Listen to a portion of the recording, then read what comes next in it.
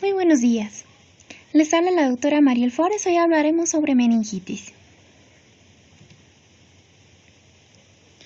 La meningitis continúa siendo una enfermedad significativa.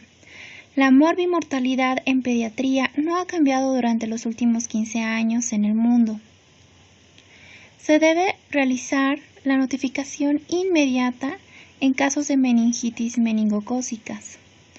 La Organización Mundial de la Salud ha estimado que la enfermedad meningocócica fue causante de 171,000 muertes a nivel mundial en el año 2000. ¿Cómo definimos la meningitis? La meningitis es una enfermedad del sistema nervioso central caracterizada por la inflamación de las meninges cerebrales. Las meninges cerebrales corresponden a la dura madre aracnoides y a la pía madre. La dura madre es resistente, presenta dos capas, la perióstica y la meningia, divide en compartimientos y presenta los senos venosos. El aracnoides presenta granulaciones aracnoideas por donde circula líquido cefalorraquídeo. Y la pía madre es la interna, la cual presenta los plexos coroideos. En esta gráfica podemos distinguir estas leptomeninges.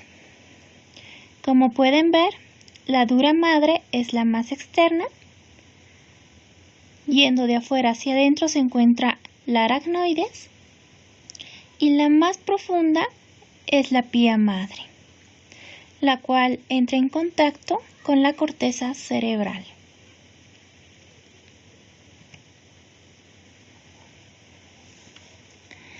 La vía más frecuente por la cual se produce la neuroinfección es la vía hematógena. Existen microorganismos alojados en la faringe. Se dice que el agente etiológico, o mejor dicho, los agentes etiológicos más frecuentes desde los 2 meses de edad hasta la edad adulta son los estreptococos, neumonía, el estreptococo piógenes, la Neisseria meningitidis.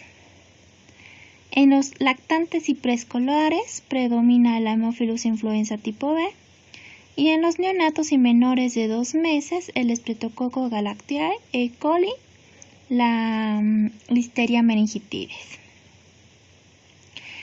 Estos microorganismos se caracterizan por tener una cápsula que les permite evadir el sistema inmunológico.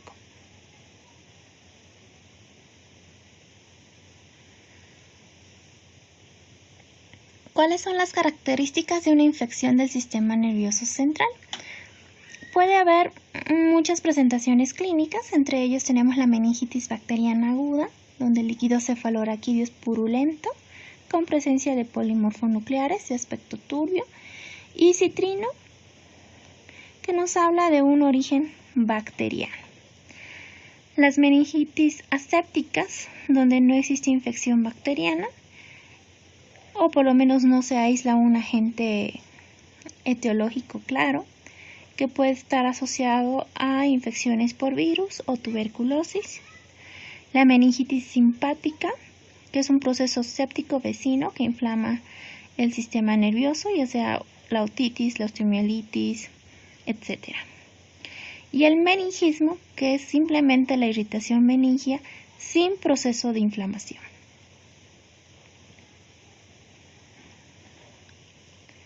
En este cuadro tenemos los agentes etiológicos más frecuentes, como habíamos mencionado, el Streptococcus pneumoniae, la Neisseria meningitidis, Bacillus gram negativos, la Escherichia coli, la Listeria monocytogenes, el Mycobacterium tuberculosis, el virus herpes simple 1 y 2, el Streptococcus galactiae, Haemophilus influenza tipo B, el virus Epstein-Barr y el virus herpes 6.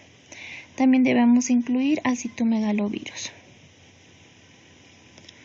Respecto a la epidemiología, el 95% de las meningitis bacterianas son producidas por el meningococo y el neumococo. El estreptococo del grupo B es el principal agente etiológico en la etapa neonatal. Desde la introducción de la vacuna del Haemophilus influenza tipo B, la enfermedad invasora disminuyó en un 99%.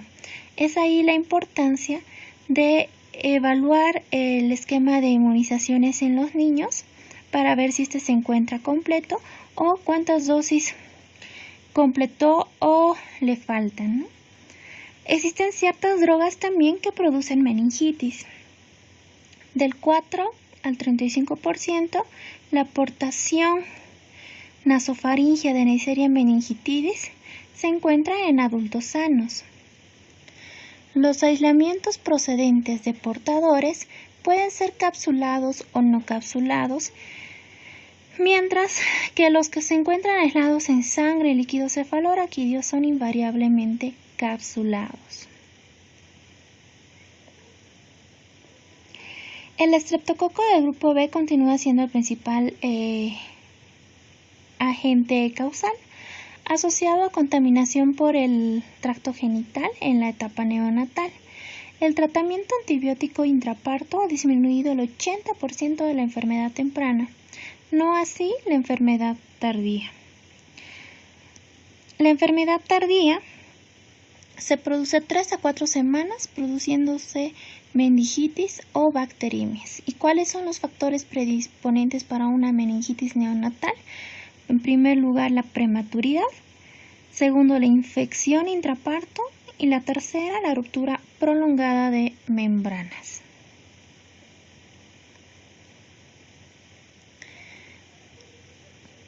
Los bacilos gram negativos son raros en pediatría, pero son más frecuentes en las meningitis en la etapa neonatal.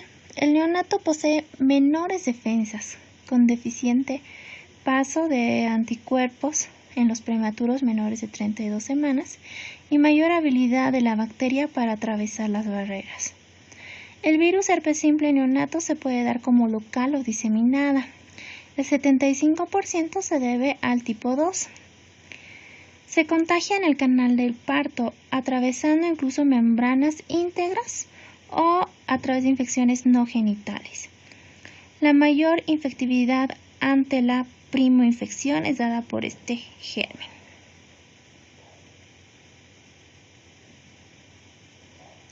La infección materna con Listeria monocitogenes puede provocar aborto, parto pretérmino o enfermedad temprana. Esta última produce sepsis, mientras la tardía produce meningitis en el neonato.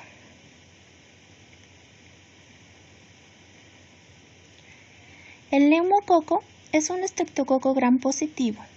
Es la principal causa, siendo alrededor de 7 serotipos los invasores, entre ellos 14, 6b, 19f, 18c, 23f, 4 y 9b. Los lactantes menores son los de mayor riesgo. Inicialmente colonizan la faringe, luego realizan una bacteriemia y llega a los plexos coroideos. Desde el uso de la vacuna conjugada Prevenar, la concurrencia a hospitales cayó en más del 75% en menores de 24 meses, disminuyendo principalmente la bacteremia por neumococo.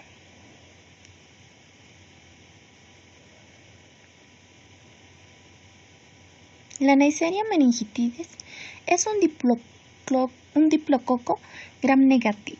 Se presenta comúnmente en individuos sanos. Existen portadores nasofaringeos intermitentes y puede presentarse de manera fulminante con altos índices de mortalidad, es decir, que tiene un gran poder infectivo. Mayor incidencia en lactantes menores y menores de 5 años. Su segundo pico es alrededor de los 8 a 11 años. ¿Cuáles son los factores de riesgo de portación nasofaringea? Primero, la exposición a masas. Segundo, estar expuesto a fumadores pasivos. Tercero, ser un portador neumocócico. Cuarto, una infección del tracto respiratorio superior. Y quinto, el tener una infección por influenza tipo A.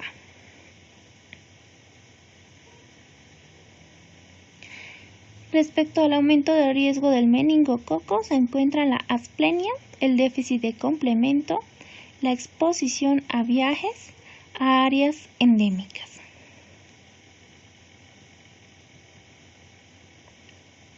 ¿Cuáles son los serotipos? El A, el B, el C, W135, el X y el Y.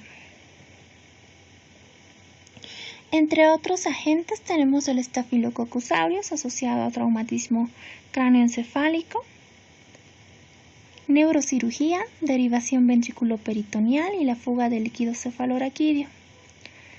Los bacilos gram negativos están relacionados con derivaciones ventriculoperitoneales. Y el Mycobacterium tuberculosis está asociado a la presencia de VIH u otras patologías como la diabetes, desnutrición, linfoma, la enfermedad renal crónica. Y finalmente, los otros agentes, pero menos frecuentes, son la Borrelia burgdorferi y la Rickettsia rickettsii. Respecto a la meningitis aséptica, la principal causa es viral, producida por los enterovirus, y son de predominio estacional. Estamos hablando prácticamente del ecovirus y del coxsackievirus, que se transmiten por vía orofecal. 1 de 4 pacientes no se define la etiología. Clínicamente predomina fiebre inespecífica.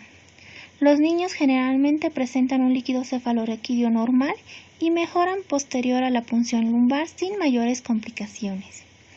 En Estados Unidos, la borreliosis es una causa importante, cuyo tratamiento son las inmunoglobulinas endovenosas.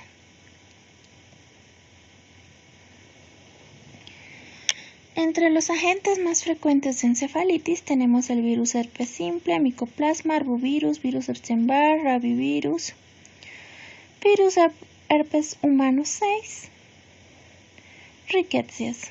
Entre otras causas, el lupus eritematoso sistémico, la enfermedad de Kawasaki, ciertos AINES como el ibuprofeno, inmunoglobulinas, muromonab CD3, trimethoprim sulfametoxazol.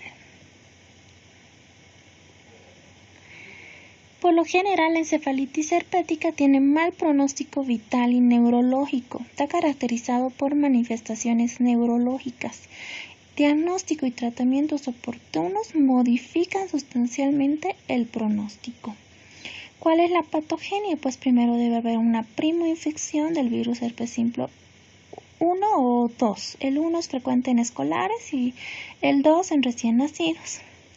La entrada es a través de la vía oral o olfatoria o a través de la reactivación del ganglio geniculado del séptimo par craneal. Posteriormente se produce invasión directa neuronal y secundariamente al líquido cefaloraquídeo. Los niños con virus herpes simple y meningitis bacteriana, que son los que producen meningococemias principalmente, presentan el aspecto séptico. Síntomas concordantes con hipertensión endocranial e inflamación meningia. También existe la irritabilidad paradójica. El recién nacido presenta clínica inespecífica de meningitis. Eso es muy importante tomar en cuenta. ¿Cuáles son las manifestaciones clínicas en un proceso de neuroinfección? Puede haber malestar, convulsiones, vómitos, un estado mental alterado, fiebre, letargia, irritabilidad, anorexia, fotofobia, náuseas, rigidez de cuello, dolor de cabeza, mialgias. Se puede llegar a la sepsis, progresar al choque, la falla orgánica múltiple y finalmente la muerte. Es muy importante determinar ciertos datos que nos puede orientar a que el niño esté cursando con una meningitis, principalmente en aquellos que son más pequeños, los lactantes y los neonatos. Entre ellos podemos distinguir los siguientes síntomas: fiebre o temperatura inferior a 36, es decir que hay distermias. Puede haber hipertermia como hipotermia, el rechazo a la alimentación, el llanto persistente, irritabilidad. Pese a que está con la madre, el niño no suele consolarse. Retracción de la nuca. La fontanela puede estar abombada, puede ser pulsátil, hay somnolencia, letargo y en el caso de la meningococcemia hay manchas o moretones. Respecto a la meningitis en niños más grandes y en adultos, puede existir vómitos, la fiebre, la cefalea, el rechazo a la luz, que es la fotofobia, somnolencia, artralgias, mialgias, convulsiones. Entonces es muy importante lo que veíamos previamente. En lactantes debemos valorar la fontanela, la presencia de temperatura, si el niño está aletargado, si hay cambios o lesiones en la piel, si hay alteración en la respiración o si está acompañado de evacuaciones líquidas, movimientos anormales. Entonces todo eso debemos valorar y asociar en presencia de estos síntomas a un cuadro de neuroinfección. En niños más grandes se podrá valorar los signos meningios clásicos, que son los de Kernig y los de Brudzinski. El de Brudzinski consiste en la elevación de la inflexión de la cabeza, que cuando existe inflamación de las meninges se va a producir una flexión inmediata de los miembros inferiores. El signo de Kernig, por lo contrario, es cuando elevamos los miembros uno por uno y el niño presenta dolor en la región cervical, cérvico-occipital, ¿no? Respecto a la evaluación, es muy importante realizar una historia clínica muy detallada. Se debe descartar que no haya habido algún antecedente de trauma o implante coclear, o que el niño sea portador de una derivación ventriculoperitoneal. Se deberá valorar que no haya fuga de líquido cefalorraquídeo. Además, se deberá sospechar de inmunodeficiencias, entre ellas las primarias y entre las secundarias el virus del VIH. Se deberá también descartar que no haya asplenia o alguna enfermedad renal crónica o de células falciformes. Los que predisponen para meningitis bacteriana básicamente son antecedentes de infecciones como la otitis media aguda, sinusitis o mastoiditis.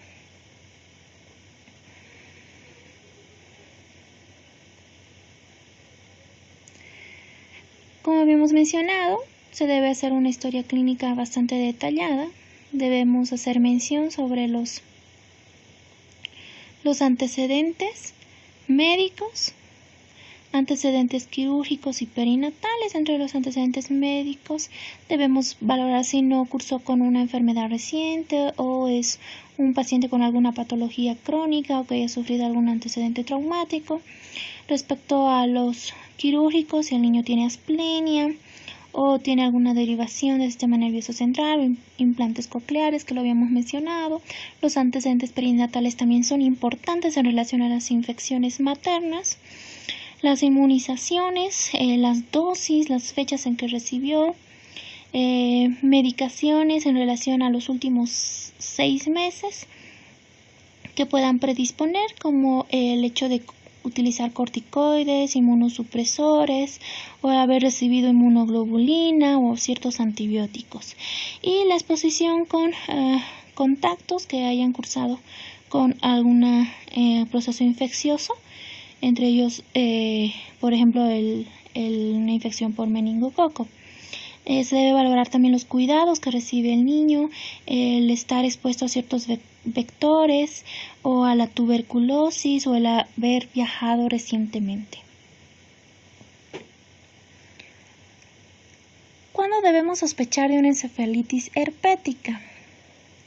En primer lugar, la encefalitis en la etapa neonatal suele ser bastante inespecífica, es decir, que puede haber fiebre, somnolencia.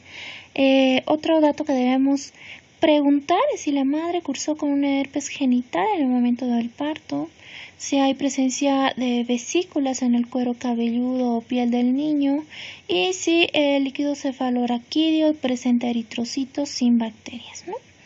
En otras edades es frecuente la fiebre, más alucinaciones, afasias sensitivas, cambios de conducta, somnolencia, convulsiones. Y el líquido cefalorraquídeo es compatible con meningitis virales. Cuando hacemos el examen físico es muy importante los signos vitales, valorar el estado cardiopulmonar, si mantiene la vía aérea permeable, si respira espontáneamente. Se deberá valorar el estado de conciencia a través de la escala de Glasgow, ver ciertos grados de focalidad en alguno de los miembros o la presencia de los signos meningios. Deberemos también valorar el compromiso articular, si hay exantemas, petequias o púrpura o la presencia de vesículas. Como ven en el caso de este niño, donde presenta púrpura, ¿no? Estas son las lesiones muy frecuentes asociadas a las meningococemias, que es de evolución progresiva, muy rápida y que puede fácilmente en horas comprometer tanto al niño, llegar a presentar choque séptico y fallecer. Esta parte es importante. Ante toda sospecha de meningitis, debe realizarse punción lumbar. Previamente, una tomografía de cerebro, ¿no? La punción lumbar debe realizarse en todo recién nacido febril o lactante con convulsión febril, como pudimos ver en el anterior tema, o en caso de fiebre más compromiso del estado de conciencia o que presente los signos meningios. En caso de choque séptico se la debe considerar y en caso de púrpura febril también se la debe considerar. ¿Cuáles son las contraindicaciones de la punción lumbar? Primero, los déficits neurológicos focales, signos de aumento de presión intracraniana, alguna coagulopatía no corregida y el compromiso cardiopulmonar, es decir, que el niño se encuentre inestable y que no se lo pueda por ello movilizar. Cuando realizamos la punción lumbar y obtenemos la muestra, es muy importante mandarlo para un citoquímico, para la tinción Gram, para cultivar y también dependiendo de la forma de presentación se harán otro tipo de estudios especiales. Se deberá policultivar a este niño y se deberá solicitar un hemocultivo. En niños pequeños es muy importante la glicemia. No solo para eso, sino también para valorar con el citoquímico del líquido cefalorraquídeo. Se deberá tomar una biometría hemática. Se deberá cultivar las lesiones de piel, si es que estas estuvieran presentes. Y se solicitará reactantes de fase aguda, como es la proteína C reactiva o la procalcitonina. Para indagar sobre otros agentes etiológicos, también se pedirá PCR.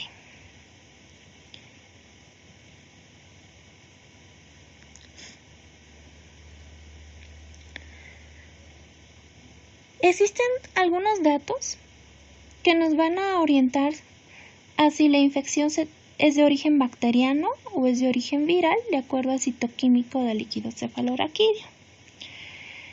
En un líquido cefalorraquídeo bacteriano vamos a encontrar pleocitosis, con una presencia de mayor a 1000. Suele ser el predominio de polimorfonucleares. La tinción Gram suele ser positiva, Pero el gol estándar va a ser finalmente el cultivo, el poder aislar al germen causante de esta neuroinfección. Por lo general, existe hipoglucorraquia, que suele ser menor al 50%, y también existe una hiperproteinorraquia, que suele ser mayor a 100 miligramos de decilitro. Por otro lado, el líquido cefalorraquídeo viral presenta pleocitosis alrededor de 50-500 con un predominio de linfocitos. Al inicio sí puede haber un aumento inicial de polimorfonucleares, pero con el pasar de las horas el predominio suele ser linfocitario. La glucorraquia es normal y la proteinorraquia puede ser normal o encontrarse elevada. Este es un cuadro comparativo que se encuentra en la revista de Pediatrics del año 1998, en el cual va distinguiendo ciertas características del líquido cefalorraquídeo. Y dependiendo también la edad, ya sea una etapa neonatal o en niños más grandes, se pueden encontrar algunas diferencias. Como pueden ver, la glucosa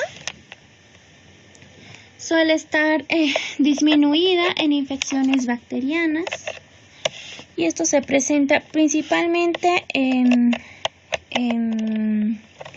neonatos, niños pequeños, y por lo general la meningitis bacteriana corresponde a la mitad de la glicemia a nivel sérico. Cuando se trata de una meningitis enteroviral, puede ser mayor a la mitad. Cuando se trata por una enfermedad de Lyme, al igual, puede estar por encima de la mitad del valor sérico de la glucosa. Y cuando se trata de una tuberculosis meningia, está por debajo de la mitad del valor sérico. La hiperproteinorraquia suele ser frecuente en las meningitis bacterianas y también suele estar elevada en la tuberculosis meningia.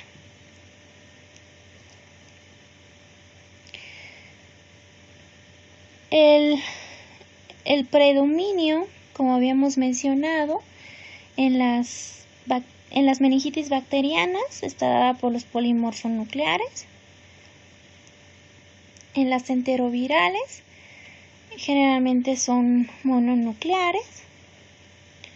En la enfermedad de Lyme hay un predominio tanto de linfocitos y monocitos. Y en la tuberculosis también hay un predominio de los linfocitos. Entonces ahorita podemos distinguir, y es muy importante, lo que son las meningitis bacterianas, ¿no? Las virales, donde por lo general el cultivo sale negativo, en las bacterianas sí se puede aislar un germen. Y bueno, cuando existe contraindicación de la punción lumbar, es muy importante solicitar y realizarle al niño un hemocultivo más su antibiograma. Si un cultivo de líquido cefalorraquídeo sale negativo, pero el hemocultivo positivo, debe tratarse de todas formas a dosis meningias. ¿Qué niños deben ingresar a la terapia intensiva? Todo aquel niño que tenga deterioro neurológico, es decir, un Glasgow menor o igual a 8, o que exista un deterioro en relación a la escala de Glasgow mayor o igual a 2 en relación a la basal en un tiempo de 6 a 8 horas, ¿no? El hecho de que haya estado de choque, un compromiso respiratorio, ventilatorio, cuando haya déficit neurológico con compromiso del estado de alerta, y cuando hay datos clínicos sugerentes de hipertensión endocraniana. ¿Cuál es el tratamiento? La ampicilina a 300 miligramos kilogramo día, dividida en 4 tomas. La cefotaxima con una dosis de 300 miligramos kilogramo día, dividido igual en 4 tomas, en algunos casos en 3. El aciclovir en casos de neuroinfección por herpes virus, a una dosis de 60 miligramos kilogramo día, dividida en 3 tomas. Y se podrá asociar vancomicina a 60 miligramos kilogramo día en 4 tomas cuando sospechemos del neumococo. Cuando se trata de una infección por meningococo, la duración del tratamiento son 7 días. En caso del estreptococo del grupo B, o de la listeria o del neumococo, la duración debe ser 14 días. En caso del Escherichia coli y de otros gram negativos, la duración debe ser de 21 días. Y en caso del virus herpes simple en la etapa neonatal, debe cumplir 21 días con aciclovir.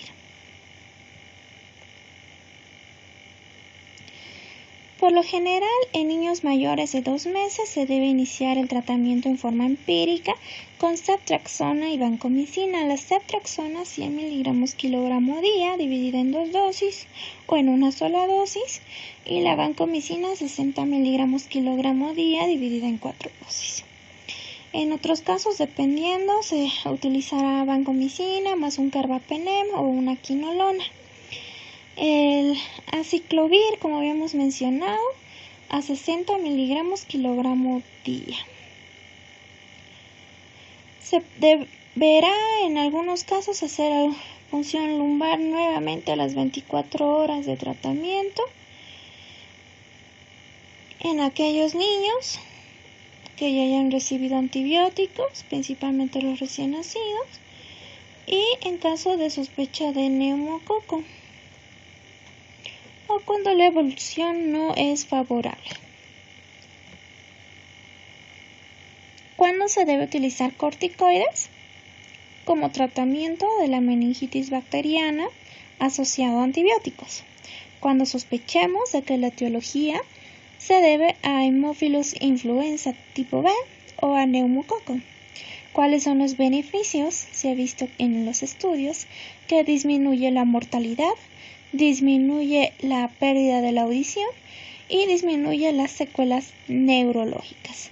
Se deberá asociar entonces dexametasona a 0.6 miligramos kilogramo día en 4 dosis y puede variar de 3 a 4 días.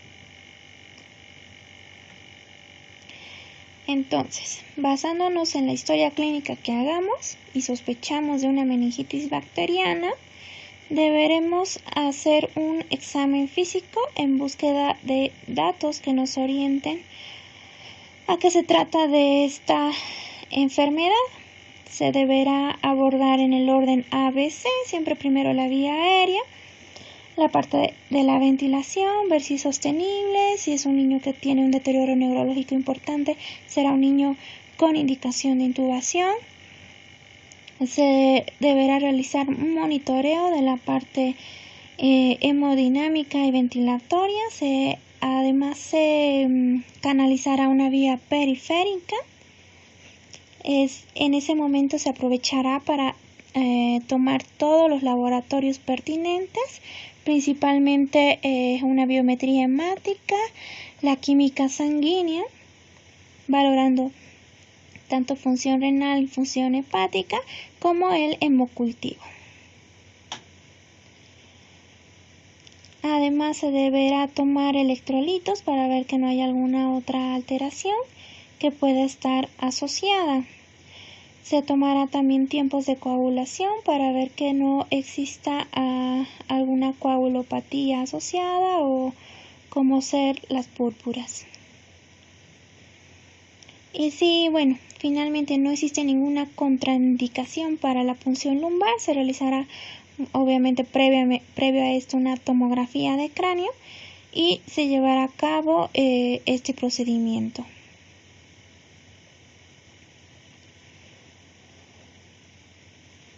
Si es que hubiera alguna contraindicación para la punción lumbar, pues deberemos descartar En primer lugar, que no haya una coagulopatía, inestabilidad hemodinámica, como habíamos mencionado, o una hipertensión endocraniana. En caso de que no haya contraindicación, pues llevaremos a cabo el procedimiento e inmediatamente iniciaremos la antibiótico-terapia. Como hemos mencionado, podemos empezar con una cefalosporina de tercera generación asociada a vancomicina, y si estamos pensando en neumococo, asociaremos dexametasona, ¿no? Dependiendo la gravedad y los datos que encontremos, veremos si el niño es candidato para ser admitido a la terapia intensiva, como ser el hecho de que tenga presión intracraniana, que exista alguna coagulopatía que deba ser corregida o que deba estabilizarse, ¿no? A la vez se deberá descartar el síndrome de secreción de hormona antidiurética, que puede estar asociado a cuadros Menillas. El tratamiento de la encefalitis herpética, como habíamos mencionado, debe durar 27 días. Se debe realizar un control por medio de la PCR a los 20 días, previo a suspender el tratamiento para definir la conducta. Se debe manejar las convulsiones y se debe hacer seguimiento y asistencia de las secuelas. Por ende, el diagnóstico básicamente se basa en la clínica, en la realización de la PCR para herpes virus, un citoquímico del líquido cefalorraquídeo viral y un cultivo negativo. ¿Cuál debe ser el tratamiento de soporte? Dependiendo cómo vaya a llegar el niño. El niño puede llegar con datos de choque, en los cuales se requerirá primero administrar las cargas con solución fisiológica o lactato en estos casos, y pues si es refractario a la fluidoterapia, iniciaremos vasopresores. En caso de convulsiones, focalidades, si las convulsiones son mayores a 72 horas, se deberá descartar la presencia de lesiones a nivel cerebral, como son los sangrados, presencia de abscesos. También tendremos que valorar la presencia de edema intracraneal, el hecho de que puedan desarrollar datos de herniación. En estos casos se valorará el usar medidas antihipertensivas, es decir, antiedema, como ser una buena sedación y la administración de solución salina hipertónica, y en algunos casos manitol. Siempre es importante descartar que no se trate de un sangrado antes de la administración del manitol. Y pues también se deberá valorar riesgo de empiema subdural, por lo cual se revalorará continuamente con el personal de neurocirugía. En caso de un síndrome de secreción de hormona antidiurética, es muy importante el ir monitorizando los electrolitos séricos y también los electrolitos urinarios, la densidad urinaria, los volúmenes urinarios, como también la osmolaridad urinaria y plasmática. En estos casos, el tratamiento consistirá simplemente en la restricción hídrica, y a veces irá apoyado de favorecer una adecuada diuresis con diuréticos. Por lo general, para hacer el diagnóstico de un SHIHAD, la natremia debe estar menor a 135 con una osmolaridad plasmática menor a 270, la osmolaridad urinaria mayor a 2 veces la del plasma, el sodio urinario mayor a 30 con ausencia de hipovolemia o deshidratación. Respecto a la profilaxis, el Haemophilus influenza tipo B y el meningococo tienen alto riesgo de contagiosidad a otras personas. No es necesaria la profilaxis en meningitis enterovirales. La profilaxis ideal es comenzar antes de las 24 horas del contacto con el caso índice. Se considera profilaxis también en aquellos en contacto cercano y prolongado mayor a 8 horas hasta 7 días previos. La profilaxis se realiza con rifampicina en uso pediátrico, con ciprofloxacino o ceftriaxona. La profilaxis en contactos cercanos se la debe considerar cuando viven en la misma casa, cuando son contactos en salas cuna, los expuestos directamente a secreciones respiratorias como besos, resucitación boca a boca, intubación endotraqueal o manejo de tubo endotraqueal. Los pasajeros en contacto directo con secreciones de un caso índice, los sentados directamente al lado del caso índice en viajes prolongados, es decir, una duración mayor a 8 horas. Se dice que mueren entre 5 a 10% de niños con meningitis bacteriana y presentan altas secuelas en las meningitis neumocócicas. ¿Cuáles son estas secuelas? Hipoacusia, hidrocefalia, déficit intelectual, espasticidad, ceguera. La mortalidad neonatal asociada a meningitis es del 10% en relación al estreptococo del grupo B y 20% en relación al Escherichia coli. Existen secuelas neurológicas neonatales que son mayores a las pediátricas, con 30% en relación al estreptococo del grupo B y 50% en relación a los gram negativos. Muchas gracias.